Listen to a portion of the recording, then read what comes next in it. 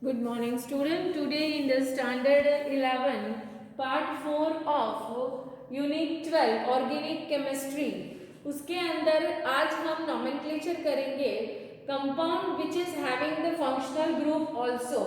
मतलब हमें वो भी देखना है कि organic compound में functional group present है तो किस हिसाब से हम उसका longest chain या lowest locant rule सब देखेंगे। तो आज का वीडियो और आपका जो ऑनलाइन क्लास रहेगा वो इसी के बेस पे रहेगा स्टूडेंट। बाकी सारे रूल्स जो हमने आगे पढ़े हैं वो सेम है, means the rules for the naming of the organic compound are same.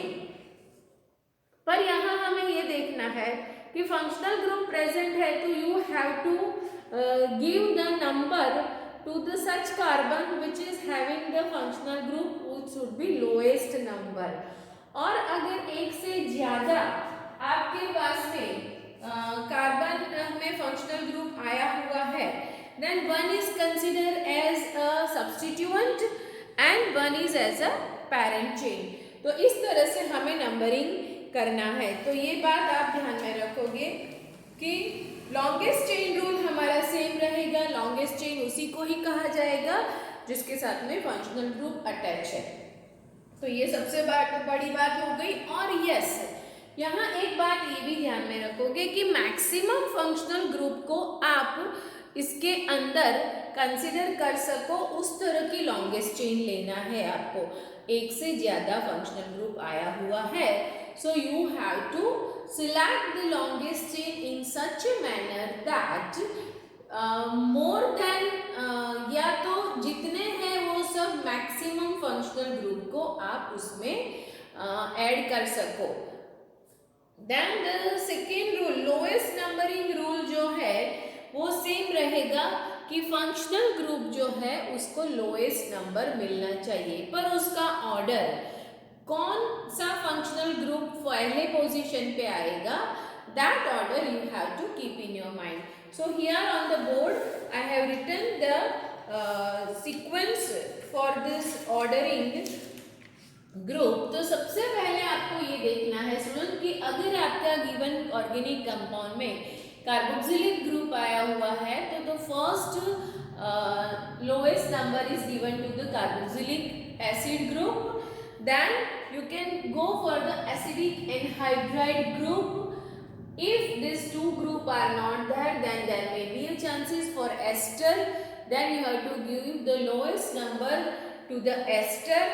उसके बाद में आपके पास में अगर amine group आता है then you have to go for the amine group, and same way nitrile group, then aldehyde group, ketone group, your hydroxyl group, OH group, then amine group, ester, double bond, and last में आप दोगे triple bond को।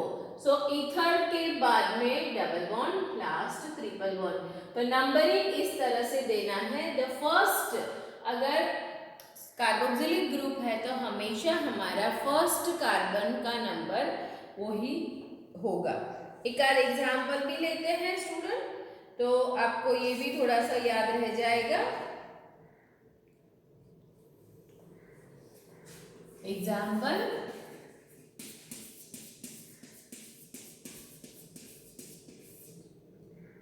Six carbon की हम chain लेते हैं और six carbon की चेन में हम कोई दो ग्रुप फंक्शनल ग्रुप के साथ में अटैच करते हैं। तो आप देख सकते हो यहाँ पर मैंने फर्स्ट एक रखा है थर्ड पोजीशन पे आपका मिथाइल ग्रुप, और एक थर्ड पोजीशन पे ही आपका मैंने रखा है यहाँ पर फंक्शनल ग्रुप OH। तो आपको नंबरिंग इस हिसाब से नहीं लेना है स्टूडेंट्स, जैसे 1 2 3 ऐसा नहीं गिनोगे। This carbon will get the first position, तो आपका नंबरिंग शुरू होगा यहां से। सो लॉन्गेस्ट चेन आप कंसिडर करोगे, this is your longest chain, not this one, correct.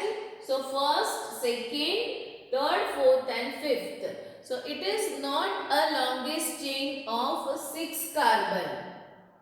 It is of a 5 carbon. तो इस तरह से आपको नंबरिंग देना है, क्योंकि यहाँ पर आपके पास में कोई भी डबल बॉन्ड, ट्रिपल बॉन्ड और कोई ग्रुप नहीं है, पर OH ग्रुप आया हुआ है। तो OH ग्रुप के कार्बन को फर्स्ट पोजीशन मिलनी चाहिए। क्लियर हुआ स्टूडेंट? यहाँ पर एक और एग्जांपल लेके समझाऊं, ठीक है?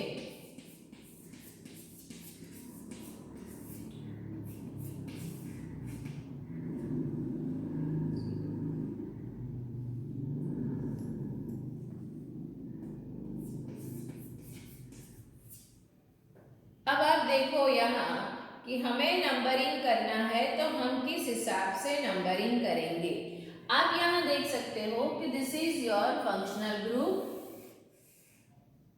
C डबल बॉन्ड O, ठीक है? ये आपका फंक्शनल ग्रुप यहाँ प्रेजेंट है। तो आपके फंक्शनल ग्रुप को, कीटोन को आपको नंबरिंग इस तरह से देना है कि ये ग्रुप को लोएस्ट नंबर मिले। तो यहाँ आप लिखोगे नंबर 1, 2, 3, 4, 5 एंड 6। सेकेंड पोजीशन पे कीटोन है एंड फिफ्थ पोजीशन पे क्या है बेटा? वेरी गुड, फिफ्थ पोजीशन पे मिथाइल ग्रुप है। तो इसका नाम आप इस तरह से लिखोगे, फिफ्थ पोजीशन पे मिथाइल। उसके बाद में आपके पास में है पेरेंट चेन का कार्बन कितने हैं? Word root 1, 2, 3, 4, 5, 6। सो हेक्स सब सिंगल बॉन्ड है, ANE। और सेकेंड पोजीशन पे तो 2 ऑन। इस तरह से आपको उसका नंबरिंग करना है। क्लियर हो गया स्टूडेंट? ये तो इस तरह से organic compound with functional group. Okay, एक आध और एग्जांपल चाहिए? चलो ठीक है। Okay student, will take one more example.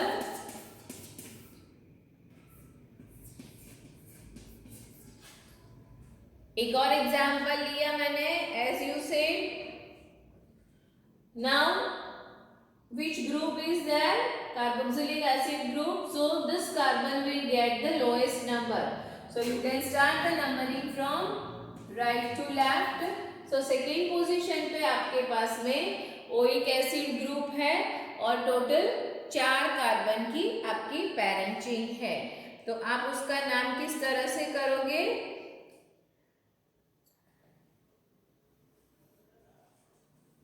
Yes, चलो ओके, ये लिख दो, बराबर। लो,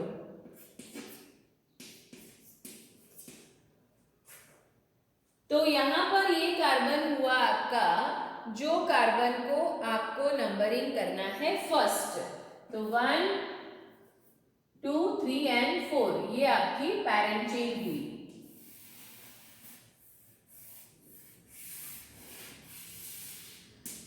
तो आपकी 4 कार्बन की चेन हुई, मतलब वर्ड रूट हुआ ब्यूट एन। उसमें फर्स्ट पोजीशन पे ओइक एसिड है एंड सेकेंड पोजीशन पे कौन सा ग्रुप है? ये अल्काइल ग्रुप, तो मिथाइल। तो यहाँ लिखोगे 2 मिथाइल,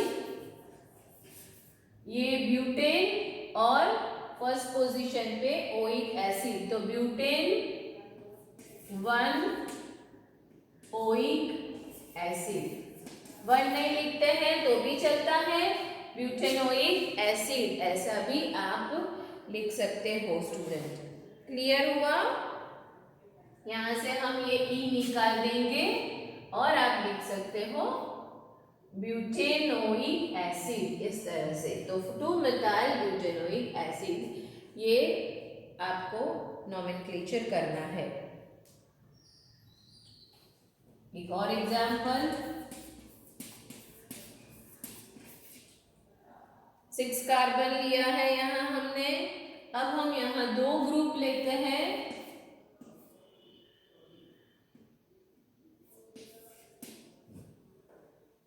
दो ग्रुप ले रहे हैं हम यहाँ, एक हमने हमारा क्लोरो ग्रुप लिया है और एक हमने कीटोन लिया है। अब आप बताओ किसको फर्स्ट प्रेफरेंस देना है आपको? देखो यहाँ पर से, तो वेरी गुड, फर्स्ट ग्रुप कौन सा आएगा? कीटोन जो है वहां पर आपको नंबरिंग कार्बन को लोएस्ट आना चाहिए, तो यहाँ आप लोगे नंबर 2। ये हुआ 1 2 3 4 5 एंड 6। सो आपकी पैरेंट चेन 6 मतलब हेक्सेन हुआ। सेकेंड पोजीशन पे कीटोन ग्रुप है और फिफ्थ पोजीशन पे क्लोरो ग्रुप है, तो 5 chloro hex 2 own, hex 2 own.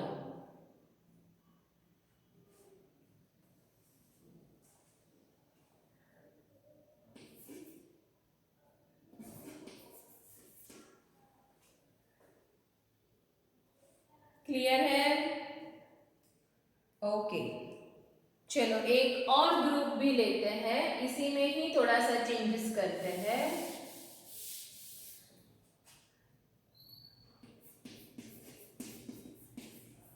यहां पर एक और ग्रुप डाल देते हैं हम, तो CH3 CH CH2 CH2 और ये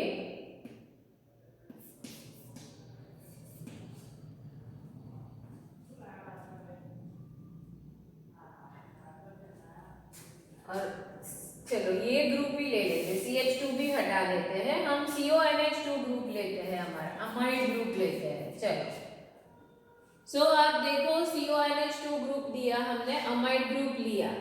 अब अमाइड ग्रुप लिया मतलब कौन सी पोजीशन आ गई आपके पास में कार्बन की? वेरी गुड, सो नंबरिंग सेम रहेगा यहाँ पर 2 1 2 3 एंड 4। 4 पोजीशन पे आपके पास में कौन सा आएगा? क्लोरो आएगा, सो क्लोरो 4th पोजीशन पे आ गया। कार्बन टोटल कितने हैं आपके? 5 कार्बन, और ग्रुप कौन सा हुआ ये?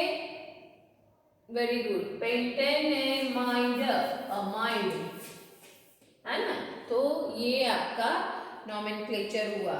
इस तरह से स्टूडेंट्स आपको फंक्शनल ग्रुप के साथ में अगर ज्यादा से ज्यादा एक से ज्यादा फंक्शनल ग्रुप है तो आप ऐसे फॉलो करोगे, ये ऑर्डर याद रखना है।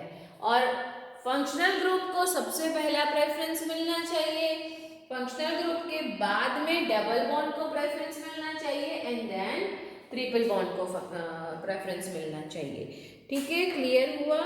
अब हम बेंजीन रिंग मतलब एरोमेटिक कार्बन के नोमेनक्लेचर के लिए आगे बढ़ते हैं। Now students, we are going to study about the nomenclature of substituent with benzene ring.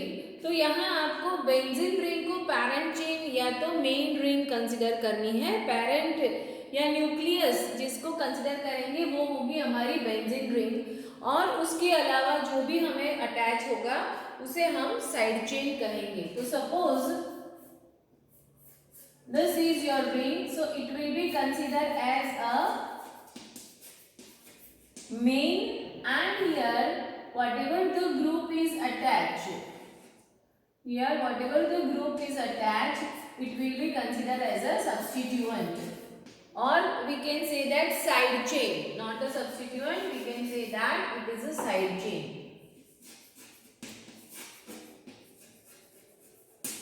ये बात यहाँ ध्यान में रखेंगे हम, और रूल्स तो सब सेम है स्टूडेंट, जो हमने आगे पढ़े थे उसी तरह से रूल्स को हमें फॉलो करना है।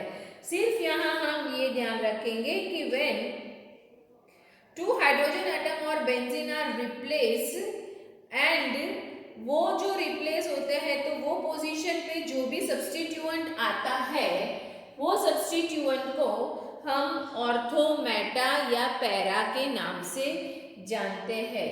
अगर 1 and 2 पोजीशन है, suppose this position and this position which will be considered as a 1 and 2 number, अगर हम क्लॉकवाइज जाते हैं तो ये हुआ 1 and 2 पोजीशन पे, तो 1 and 2 पोजीशन पे है तो हम उसे ऑर्थो कहेंगे। सेम अगर 1 एंड 3 पोजीशन पे है तो 1 एंड 3 नंबर को आप कहोगे मेटा, और उसी तरह से अगर सामने सामने है मतलब कि 1 एंड 4 पोजीशन पे है तो जिसे आप कहोगे पैरा। तो दो हाइड्रोजन अगर रिप्लेस हुए हैं और वहां सब्स्टिट्यूएंट आए हैं तो इसे हम ऑर्थो, मेटा एंड पैरा इस नाम से हम उसका नेमिंग कर सकते हैं स्टूडेंट।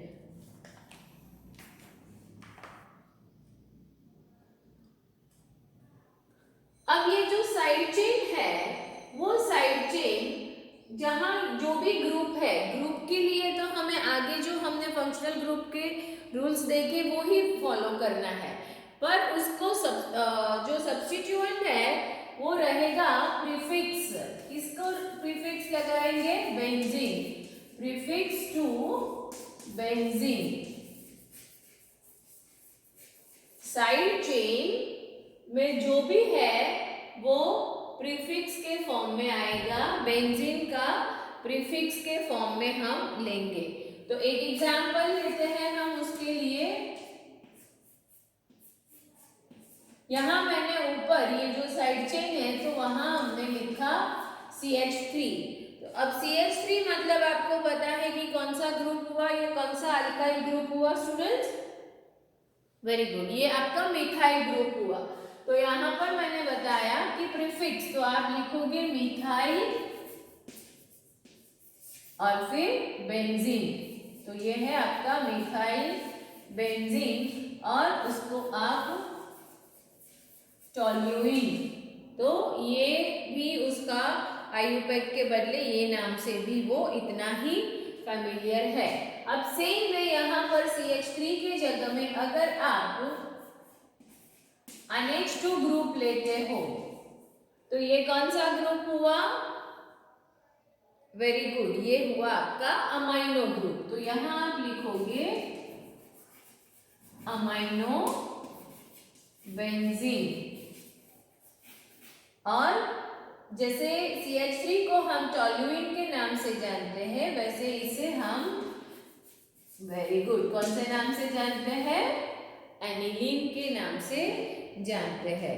तो इस तरह से आप नॉमेनक्लेचर कर सकते हो जहां बेंजीन सब्स्टिट्यूएंट डेरिवेटिव्स आए हुए हैं।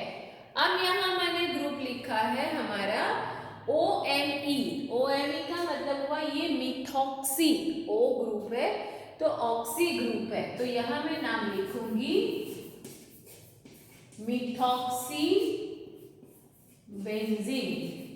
अभी आपको समझ में आ गया ना कि प्रीफिक्स आपका जो सब्स्टिट्यूएंट है, जो भी साइड चेन है उसे आपको एज अ सब्स्टिट्यूएंट लेना है तो वो आपका प्रीफिक्स रहेगा। और इसी तरह से जैसे यहाँ एनिलीन NH2 को कहते थे तो हम इसे एनिसोल कहेंगे, एनिसोल। तो इस तरह से एग्जाम्पल लेके आप समझ सकते हो। अब अगर मैं ये जो ऑर्थो 1 2 मेटा 1 3 एंड पैरा 1 4 के बारे में समझाया तो एक एग्जाम्पल उसका भी लेते हैं हम। सपोज यहाँ पर फर्स्ट पोजीशन पे ब्रोमो है और थर्ड पोजीशन पे ब्रोमो है। तो आप देख सकते हो 1 एंड 3 मतलब आपको क्या लिखना है? मेटा। तो यहाँ आपके दो पोजीशन पे तो आप लिखोगे 1 3। हमें पता है कि दोनों ग्रुप अगर सेम है तो हमें लिखना है डाई। तो डाई ग्रुप है ब्रोमो और बेंजीन। सो 1 3 डाई ब्रोमो बेंजीन और उसके बदले में उसको आप क्या लिख सकते हो? Meta bromo benzene. इस तरह से भी आप उसका नॉमेनक्लेचर कर सकते हो। क्लियर हो गया स्टूडेंट?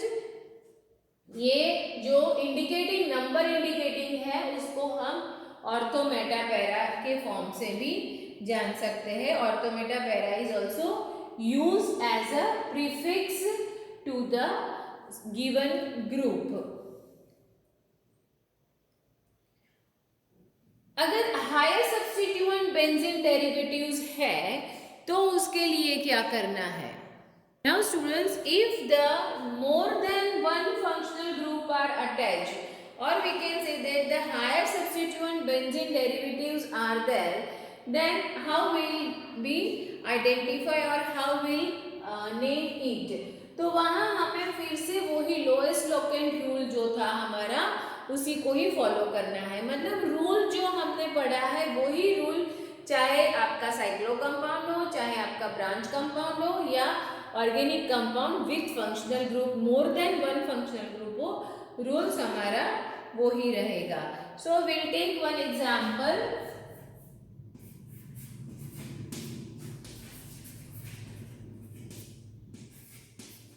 यहाँ मिथॉक्सी ग्रुप रखते हैं, सेकेंड पोजीशन पे हम क्लोरो ग्रुप रखते हैं और एक हम मिथाइल ग्रुप भी रखते हैं। So you can see student there are 3 number of groups I have placed.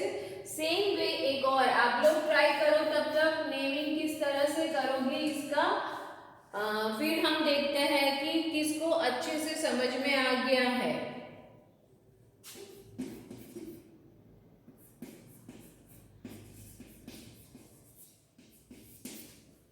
दो कंपाउंड मैंने रखे, दोनों का जो नाम है वो मोर देन वन सब्स्टिट्यूएंट प्रेजेंट है, इसीलिए हम उसका नेमिंग अलग तरीके से करना है। आप जो फंक्शनल ग्रुप है वो फंक्शनल ग्रुप को आप किस तरह से नेमिंग करोगे? Now students, if the more than one functional group are attached, or we can say that the higher substituent benzene derivatives are there, then how will we identify or how will name it? तो वहाँ हमें फिर से वही lowest locant rule जो था हमारा उसी को ही फॉलो करना है। मतलब रूल जो हमने पढ़ा है वही रूल, चाहे आपका साइक्लो कंपाउंड हो, चाहे आपका ब्रांच कंपाउंड हो या organic compound with functional group, more than one functional group हो, रूल्स हमारा वो ही रहेगा। So will take one example.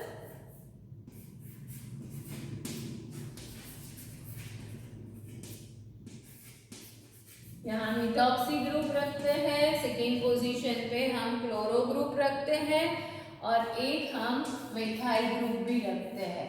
So you can see student there are 3 number of groups I have placed. Same way एक और आप लोग try करो, तब तक नेमिंग किस तरह से करोगे इसका फिर हम देखते हैं कि किसको अच्छे से समझ में आ गया है।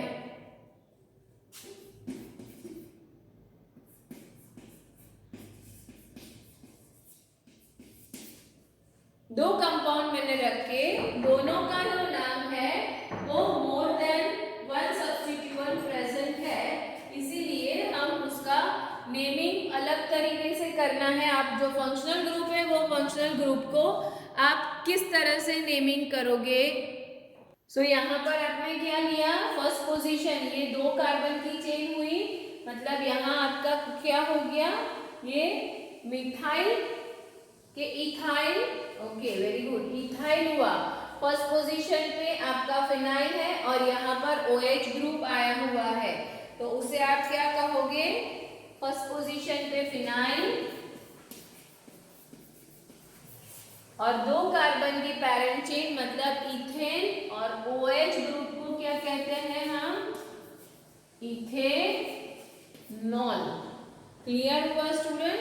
इस तरह से आपको ग्रुप करना है।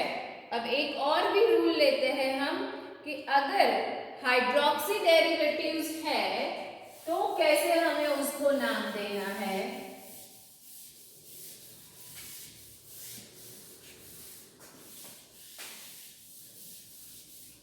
So we'll go for the example nuclear hydroxy derivatives. Nuclear का मतलब होता है आपकी जो बेंजीन रिंग थी वो, रिंग भी कह सकते हैं उसे या न्यूक्लियर भी कह सकते हैं। So nuclear hydroxy derivatives that is called as a phenol. अभी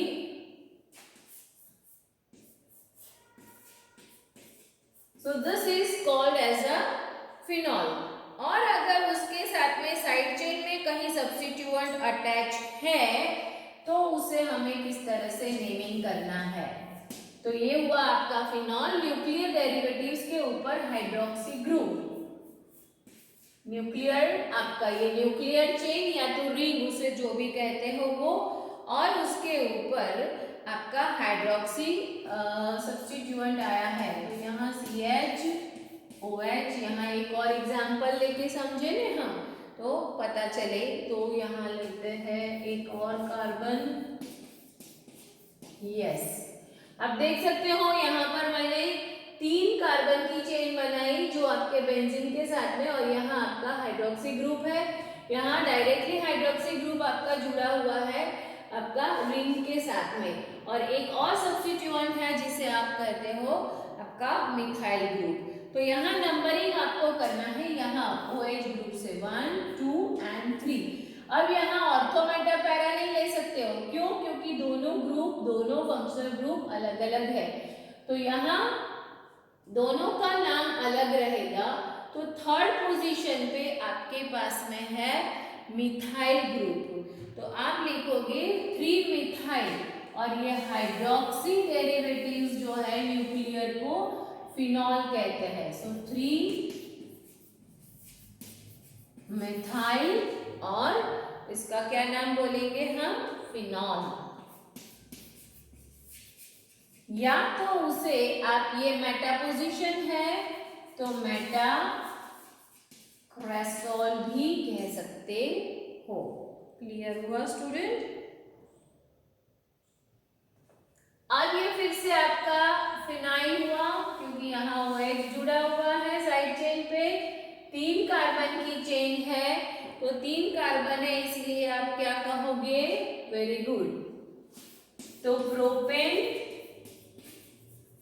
और फर्स्ट पोजीशन पे ऑल है तो 1 ऑल, और ये हुआ आपका फिनाइल जिसे आप फिनाइल प्रोपेन 1 ऑल, इस तरह से आपको नेमिंग करना है अगर हाइड्रोक्सी डेरिवेटिव्स न्यूक्लियर के साथ में है तो। क्लियर हो गया नोमेनक्लेचर स्टूडेंट? मैंने बहुत सारे एग्जाम्पल्स लेके आपको हर बार समझाने की कोशिश की है, पर फिर भी प्रैक्टिस तो आपको करनी पड़ेगी, इसीलिए just go for the practicing of the nomenclature. और इसके बाद में जो नेक्स्ट लेक्चर रहेगा हमारा, हम उसमें ऑर्गेनिक कंपाउंड के क्लासिफिकेशन पे जाएंगे।